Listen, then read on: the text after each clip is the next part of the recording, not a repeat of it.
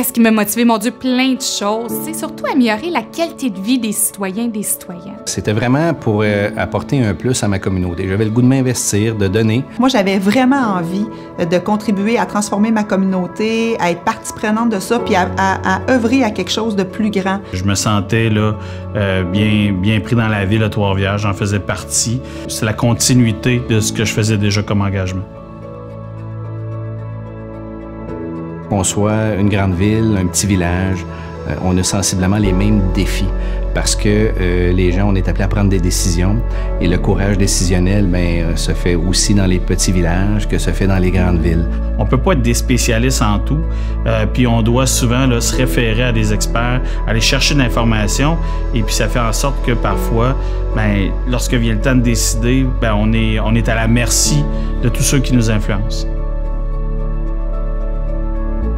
Il faudrait créer davantage d'espaces sécurisés où on pourrait avoir des débats. Ça permettrait aussi d'apprendre à mieux dialoguer puis d'avoir des échanges concrets, réels, honnêtes, transparents pour être en lien avec le citoyen.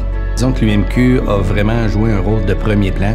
On a réussi à aller chercher une aide, une enveloppe budgétaire pour soutenir les élus en aide psychologique, qui fait en sorte qu'aujourd'hui, quelqu'un qui a besoin d'aide puis qui s'est retourné, que la seule porte de laquelle il peut se tourner, c'est celle-là, tant mieux, on l'a. Je pense qu'une bonne façon d'outiller les élus, notamment dans leur prise de décision, c'est bien sûr par la formation. Moi, je peux vous parler de rôle d'évaluation maintenant, je peux vous parler d'un budget, je peux vous parler d'infrastructure, mais c'est peut-être pas des choses que je pouvais faire il y a 6 ans. Puis ça, le plus vite qu'on pourra accélérer le processus d'assimilation, de compréhension, c'est les citoyens qui vont en sortir gagnants. Toute la notion de travailler pour les prochaines générations avec l'adaptation au changement climatique, ce qu'on vit dans nos municipalités, puis le pouvoir qu'on a d'intervenir concrètement pour s'assurer que les prochaines générations puissent continuer à avoir une qualité de vie aussi bonne que celle qu'on a eue, ça fait vraiment partie des motivations qui m'habitent et qui me poussent à continuer.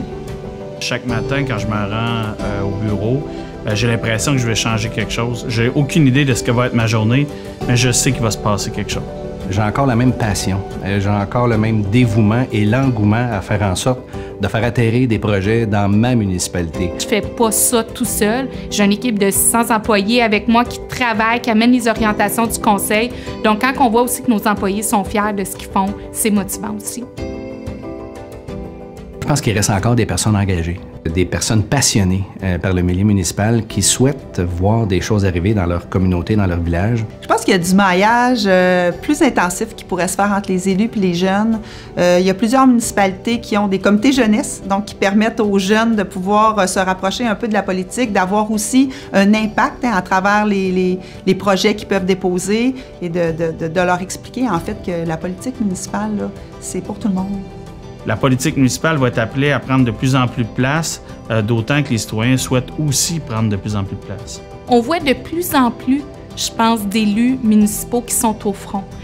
Si ça peut donner espoir à des futures générations de dire, moi j'ai le goût, moi aussi de m'embarquer en politique municipale, moi aussi j'ai le goût de changer ma ville, j'ai le goût d'améliorer ma ville, tant mieux, ça sera ce pas-là qui sera franchi. Puis je pense qu'on a des belles générations qui s'en viennent, qui ont des idéaux, qui veulent améliorer leur ville et laissons-leur la place également.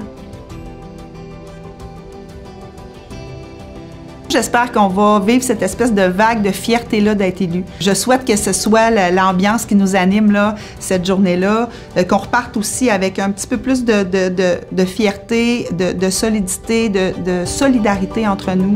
Dans le fond, le sommet a vraiment pour but de démontrer que si tu veux faire une différence dans ton milieu, dans ton village, c'est la place. Les municipalités, c'est le gouvernement qui est croisé tous les jours par les citoyens, par les citoyennes. D'avoir cette reconnaissance-là, d'augmenter le taux de participation, que ça demeure attractif et que nos salles du conseil soient pleines pour des questions légitimes, c'est ça qui fait vivre notre démocratie. Donc, je pense que les citoyens s'impliquent dans leur communauté, c'est un de mes plus grands souhaits. Si à la fin d'un sommet comme celui-ci, on pouvait se dire qu'on n'est pas seul à vivre ce qu'on vit, ça sera ça de gagner, puis vraiment de ça de gagner.